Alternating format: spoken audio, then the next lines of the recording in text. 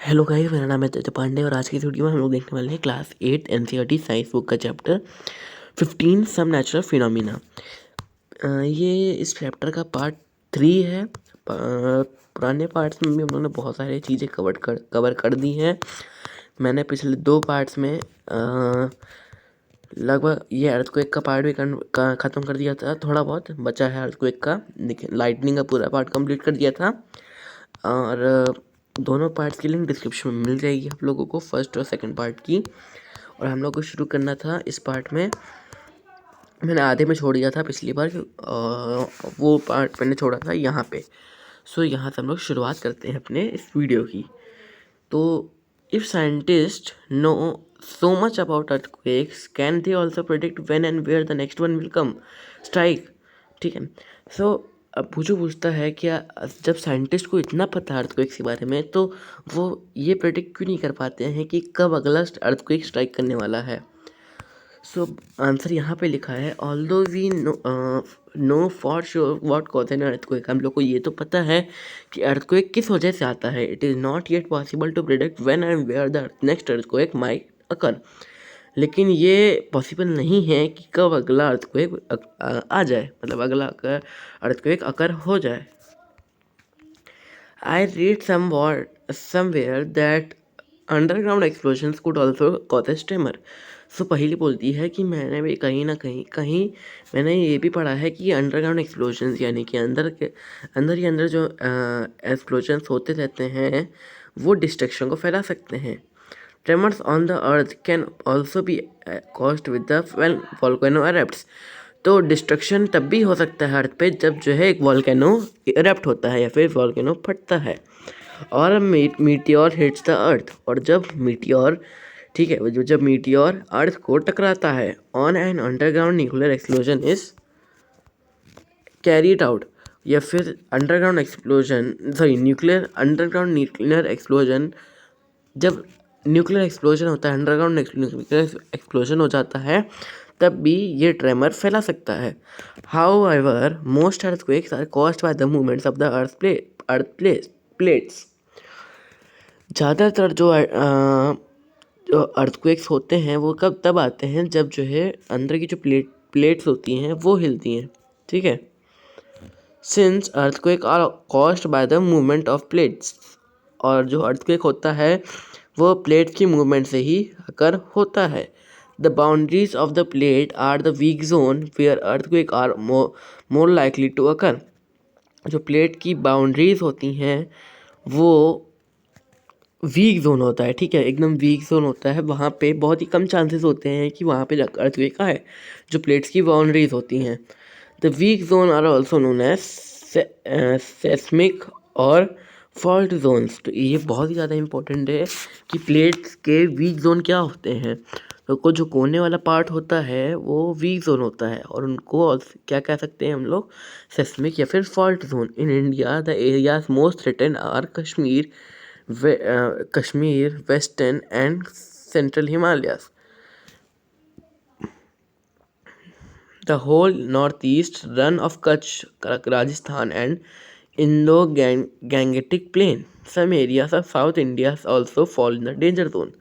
तो देखो इसमें बताया गया है कि कौन कौन से एरियाज हैं जो कि अर्थक्वेक से इफेक्टेड हैं, जैसे कश्मीर, वेस्टर्न और सेंट्रल हिमालयाज, पूरा का पूरा नॉर्थ ईस्ट इंडिया, और रन ऑफ कच्छ, जो कच्छ का रन ऑफ कच्छ वो भी इफेक्टेड है अर्थक्वेक से, हो सकता है वहाँ पे आ जाए। राजस्थान में भी है, इंडो गैंगेटिक प्लेन्स उसमें भी है, वहाँ पे भी है, और साउथ इंडिया में भी, पूरा का पूरा साउथ इंडिया इस डेंजर जोन में आता है। यहाँ देख सकते हैं हम लोगों का बहुत सारे जो चीज़ें अफेक्टेड हैं उसको वो दिखा रहा है। यूरेशियन प्लेट्स हैं, तिब्बतियन प्लेट्स, प्लेटू हैं, ये यूरेशियन प्लेट्स हैं, ये तिब्बतियन प्लेटू हैं, हिमालयाज है, गंगा प्लेन से माउंट एवरेस्ट, तो ये दिखाया गया यहाँ पे। इंडियन प्लेट्स हैं। अब देखो जो प्लेट्स होती हैं थोड़ी बहुत बड़ी होती हैं, तो एक इंडियन प्लेट होता है, ये देखो ये इंडियन प्लेट है, ये यूरेशियन प्लेट है। जो बाहर की उधर साइड की प्लेट्स हैं वो यूरेशियन प्लेट है। जो हम लोग वाली जिस पे हम लोग हैं वो है इंडियन प्लेट्स। ठीक है, और देखो इसकी जो बाउंड्री है वो जो है कम अफेक्टेड है, लेकिन बाकी जो बीच का पार्ट है जैसे हिमालयास हो गया, जम्मू कश्मीर हो गया, और यहाँ पे हम लोग देखें तो और क्या बताया था उसने, राजस्थान और रन ऑफ कच्छ बताया था, यहाँ पे नॉर्थ ईस्ट इंडिया बताया था। ठीक है, तो पूरा का पूरा ये सब जो है अफेक्टेड है इससे, अर्थक्वेक से। ठीक है, the power of an earthquake is expressed in the terms of magnitude on a scale called Richter scale. Richter scale पे इस अर्थक्वेक के पावर को मेजर किया जा सकता है। तो ये रिक्टर स्केल तो बहुत कॉमन टर्म है जो कि आप लोग शायद क्लास 6 से पढ़ते आ रहे हो। जब अर्थक्वेक पढ़ते हो तो आपको रिक्टर स्केल का कहीं ना कहीं तो इसको लिया जाता है, इस शब्द को दिखाया जाता है इस टॉपिक के अंदर। Really destructive earthquakes have magnitudes higher than 7 on the Richter scale, यानी कि 7 से ज़्यादा, मतलब सबसे हायर, अगर हायर मैग्नीट्यूड का अर्थक्वेक आता है तो 7 से ज़्यादा रिक्टर स्केल में आता है। यानी कि 7 जो कुछ पॉइंट्स डिवाइडेड है, तो जो 7वां पॉइंट होता है ना उससे ज़्यादा अगर आता है ना, यानी कि तो जो अर्थक्वेक होगा वो बहुत बड़ा अर्थक्वेक है, यानी कि डिस्ट्रक्टिव अर्थक्वेक होगा। ठीक है, हायर मैग्नीट्यूड के साथ आता है अर्थक्वेक, अगर वो 7 से ऊपर चला जाता है तो। The tremors produce waves on the surface of the अर्थ। जो ट्रेमर्स होता है ना, जो इसको ट्रेमर को मैंने वहाँ डिस्ट्रक्शन बोला था, लेकिन डिस्ट्रक्शन नहीं, ट्रेमर को यहाँ पर इसने अर्थक्वेक भी बताया है। The tremor produces waves on the surface of the अर्थ। जो ट्रेमर होता है यानी कि जो अर्थक्वेक होता है वो वेव्स भी प्रोड्यूस करता है अर्थ के अंदर, अर्थ पे। These are called seismic waves. अब जो वेव्स ट्रेमर की द्वारा यानी कि अर्थक्वेक के द्वारा प्रोड्यूस की जा सकती हैं वो जो है उसे हम लोग कहते हैं सिस्मिक वेव्स। तो ये भी आपको याद करना ज़रूरी है। The waves are recorded by an instrument called the seismograph. अब जो सिस्मोग्राफ होता है ना वो भी, देखो जो लैंड पे आता है अर्थक्वेक यानी कि ट्रेमर जो आता है लैंड पे, उसको मेजर किया जाता है रिक्टर स्केल की मदद से। जो वेव्स के फॉर्म में आता है अर्थक्वेक उसे हम लोग कहते हैं उसको हम लोग मेजर करते हैं सिस्मोग्राफ की मदद से। और हम लोग ने यहाँ पर एक और वेव का नाम पढ़ा था, सॉरी हम लोग ने वेव का नाम नहीं पढ़ा था, हम लोग ने एक और टर्म पढ़ा था सेस्मिक जोन, और सॉरी इन दोनों का नाम से, ये दोनों और इसका नाम से कोई भी रिलेशन नहीं है, इसमें आपको कोई भी रिलेशन निकालने की कोई ज़रूरत नहीं है। सिस्मिक वेव वो वेव्स होती हैं जो कि एक ट्रेमर के द्वारा प्रोड्यूस की जा सकती हैं, और इसको जो वेव्स को मेज़र किया जाता है वो किसकी मदद से मेज़र किया जाता है, उसको मेज़र किया जाता है सिस्मोग्राफ की मदद से। ठीक है, the instrument is simply a vibrating rod or a pendulum which start vibrating when the tremor occurs. ये जो इंस्ट्रूमेंट है वो एक वेव रिकॉर्ड करता है। ठीक है, वेव को रिकॉर्ड करता है। ये एक वाइब्रेटिंग रॉड है, सिंपली एक वाइब्रेटिंग रॉड है, या फिर एक पेंडुलम भी आप कह सकते हो, जो कि तभी वाइब्रेट करना शुरू करता है जब एक ट्रेमर अकर होता है या फिर ट्रेमर आता है। A pen is attach to a vibrating system. और जो एक पेन होता है उसे अटैच किया जाता है वाइब्रेटिंग सिस्टम से। The pen records the seismic waves on the paper which moves under it. और फिर वो जो पेन होता है वो उस सेस्मिक वेव को रिकॉर्ड करता है जो कि उससे वेव से मिल रही है। ठीक है, by studying these waves, scientists can construct a complete map on the earthquake as shown in figure 15.4। 15.4 में जैसा ये मैप दिख रहा है आप लोगों को, ये वाला मैप, इस मैप की तरह साइंटिस्ट अब एक अर्थक्वेक का मैप तैयार कर लेते हैं। They can also estimate this power to cause destruction. और वो लोग ये भी एस्टिमेट कर लेते हैं कि कितना पावर ऑफ डिस्ट्रक्शन होने वाला है, कितना डिस्ट्रक्शन होगा, एस्टिमेट करते हैं। मतलब एकदम एक्यूरेट नहीं आता लेकिन एस्टिमेट करते हैं वो लोग। अब देखो ये आप लोग पेन सोच रहे हो कौन सा पेन स्टाइल कहते हैं। देखो कुछ इस प्रकार का पेन होता है और नीचे एक पेज होता है और ये एक पेंडुलम होता है जो कि हिलता रहता है ऐसे ऐसे करके। नीचे देखो ये जो वाटर है या फिर रोटेटिंग है चीज़ नीचे जहाँ पर अर्थक्वेक आ रहा है, और जो ये पेन होता है वो ऐसे ऐसे घूमता रहता है ऐसे ऐसे करके। उसकी वजह से क्या होगा, जो पेन होगा ना वो इस तरह की वेव्स रिकॉर्ड करने लग जाएगा, क्योंकि ऊपर नीचे ऐसे ऐसे हो रहा है ना वो रिकॉर्ड। ये जो होता है पाइप, ये मतलब ऐसे कुछ होता है रोटेटिंग ड्रम, ये इस यहाँ से देखो ये निकला है ना, ये जो है इसको मेज़र करता है कि कितना ज़्यादा अर्थक्वेक आ रहा है या फिर कितना ट्रेमर आ रहा है। रिकॉर्ड करने के बाद वो जो है यहाँ पे इसको अच्छे से ऐसे इस लाइन के फॉर्म में कुछ बना देता है और फिर उसी को स्टडी करके साइंटिस्ट कुछ ऐसा मैप बनाते हैं कि सेंटर कहाँ पर है और वेव्स कहाँ, सेस्मिक वेव्स कहाँ पर है, फोकस कहाँ पर है। एपी सेंटर और फोकस के बारे में आप लोगों ने पहले भी पढ़ा होगा। अर्थ सरफेस ये रहा ठीक है। इनसाइड द अर्थ, ये सारा ऐसे मैप बनाते हैं साइंटिस्ट इसको देखने के बाद। Like many other scales in science, decibel is another example. बहुत सारी दूसरी स्केल साइंस के अंदर जो डेसिबल होता है वो भी एक एग्जाम्पल होता है। डेसिबल होता है साउंड को मेज़र करने के लिए। जैसे देखिए बहुत तरह तरह की स्केल्स होती हैं, उसी में से एक डेसिबल भी है। Richter scale is not a linear. जो रेक्टर स्केल होता है वो एक लीनियर नहीं होता है, ठीक है। लीनियर मतलब कुछ ऐसा प्रकार का जैसे ये बना रहा है seismograph. This means that an earthquake of magnitude 6 does not have 1.5 time that the destructive energy of an earthquake of magnetic 4।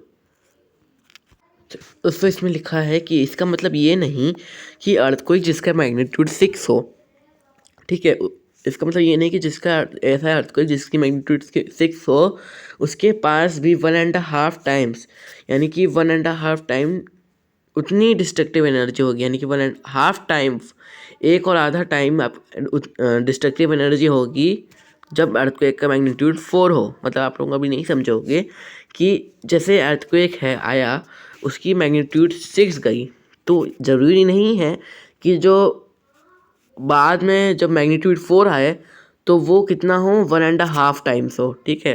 अब समझ गए होगे कि जब बाद में अर्थक्वेक आए तब जो है ज़रूरी नहीं कि जब 4 के बराबर का अर्थक्वेक आएगा तब जो ये नहीं है कि वन टाइम 1.5 ऑफ 1 और 6, 1.5 का 6 हो।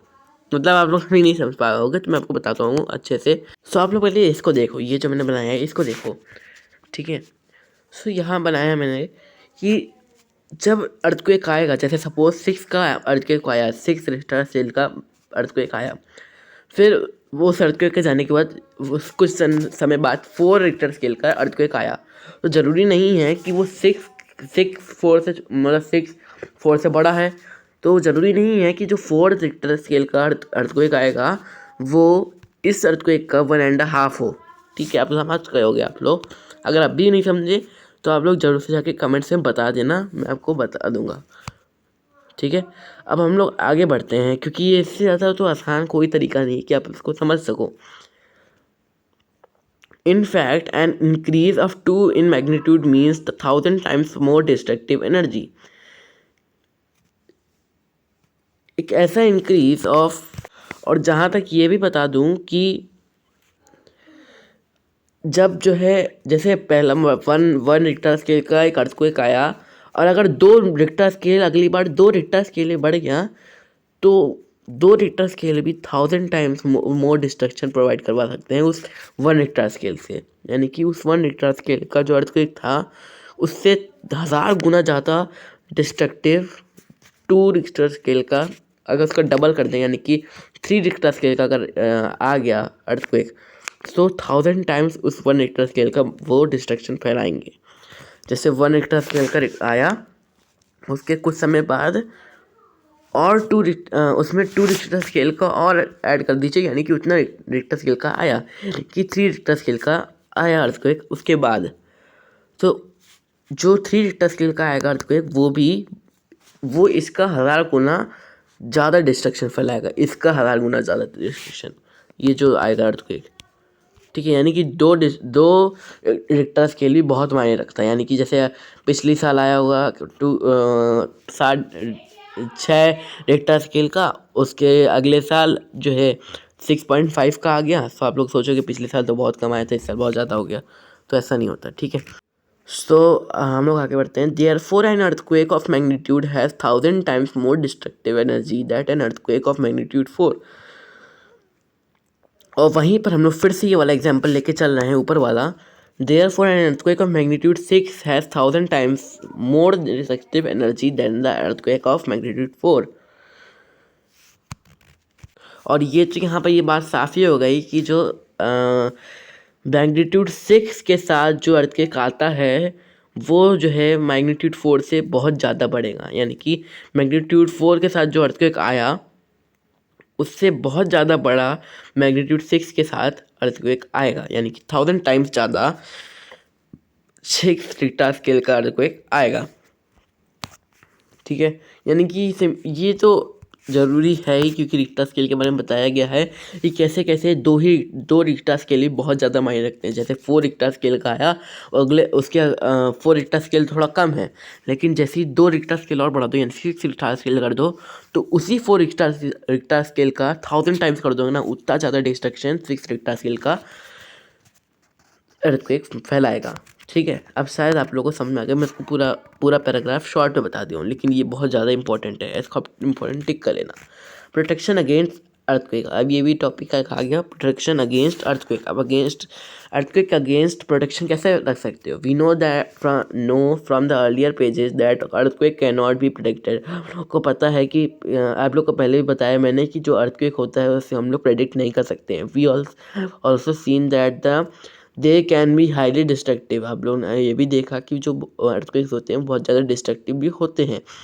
It is therefore important that we take necessary precaution to protect our self all the time. लेकिन ये देयरफॉर हम लोग के लिए इम्पॉर्टेंट है कि हम लोग प्रिकॉशन ऑलरेडी रखें। People living in the seismic zones where the earthquakes are more likely to अकर।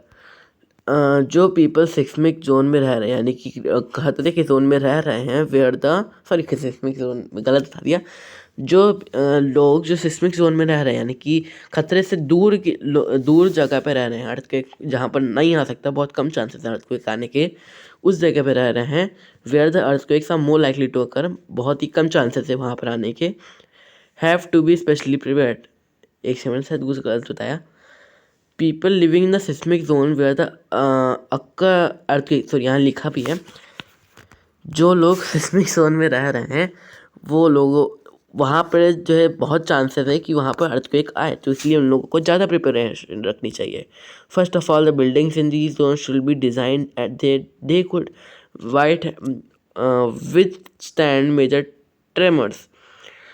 पहली बात, जो बिल्डिंग्स होती हैं इस जोन की, उनको थोड़ा सा ज़्यादा स्ट्रॉन्ग बनाना चाहिए ताकि वो ट्रेमर्स को झेल सकें। Modern buildings technologies can make it possible. जो मॉडर्न बिल्डिंग टेक्नोलॉजीज़ होंगी वो इस चीज़ को पॉसिबल कर सकती हैं। It is advisable to make the structure simple so that it is quite safe.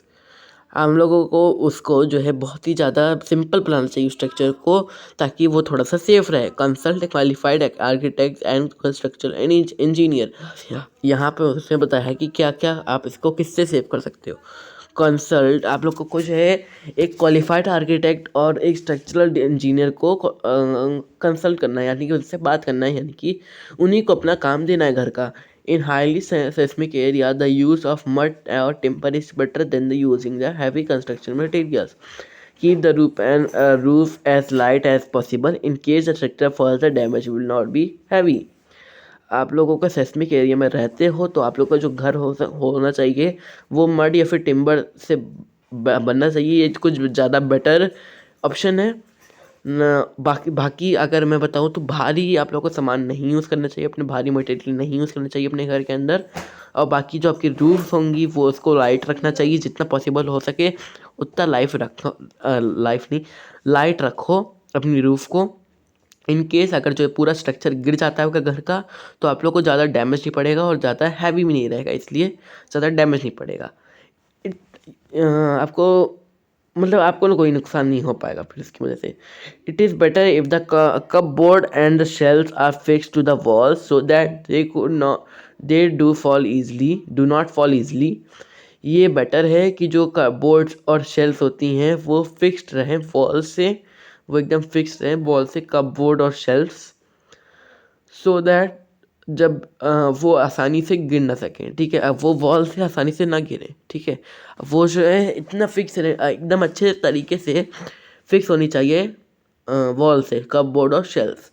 B careful where you hang walls clock photo frame, water heaters, etc. so that in event of an earthquake they do not fall on people. Since building में sorry ये बताया नहीं मैंने, आप लोगों को careful रहना होगी कि जब आप जो अपने फोटो फ्रेम को, क्लॉक और वाटर हीटर को, इन सब और अनेक चीज़ों को जब अपने वॉल में लगाओ, हैंग करो, so that in the event of an earthquake they do not fall on the people.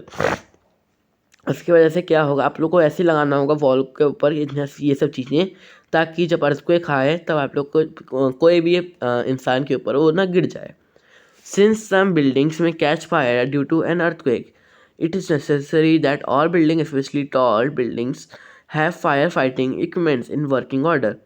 आप लोगों के हो सकता है अर्थक्वेक के समय आपकी बिल्डिंग को आग पकड़ ले, तो इसलिए आपको क्या करना होगा, आपकी बिल्डिंग में फायर फाइटिंग इक्विपमेंट्स होनी चाहिए, और स्पेशली टॉल बिल्डिंग्स में तो होनी ही होनी चाहिए, और वो भी वर्किंग कंडीशन में होनी चाहिए. ठीक है. The Central Building Research Institute Roorkee has developed know how to make quake resistant houses. जो सेंट्रल बिल्डिंग रिसर्च इंस्टीट्यूट है यानी कि रॉर्की है, उसने डेवलप किया है कि कैसे आप लोग अपने रेजिस्टेंट को या फिर हाउस को सेफ रख सकते हो. In the event that an earthquake does strike, take the following step to protect yourself. If you are आप लोग अपना घर में हो तो आप लोग कैसे जो है प्रोटेक्ट कर सकते हो अपने आप को, तो स्टेप बताएं. Take shelter under table and stay there till the shaking stops. आप लोग को एक शेल्टर लेनी होगी एक टेबल के अंदर, और उसको वहाँ तक आपको उस टेबल के नीचे आपको तब तक रहना होगा जब तक वहाँ पर जो शेकिंग हो रही है वो रुक ना जाए. ठीक है. आपको टेबल के अंदर तब तक रहना होगा जब तक शेकिंग ना रुक जाए. Stay away from the tall and heavy objects that may fall on you. आप लोगों को उन हैवी ऑब्जेक्ट और टॉल ऑब्जेक्ट से दूर रहना होगा जो कि आपके ऊपर गिर सकते हैं और आपको नुकसान पहुंचा सकते हैं, उनसे आपको दूर रहना होगा. If you are in bed do not get a protect your head with a pillow.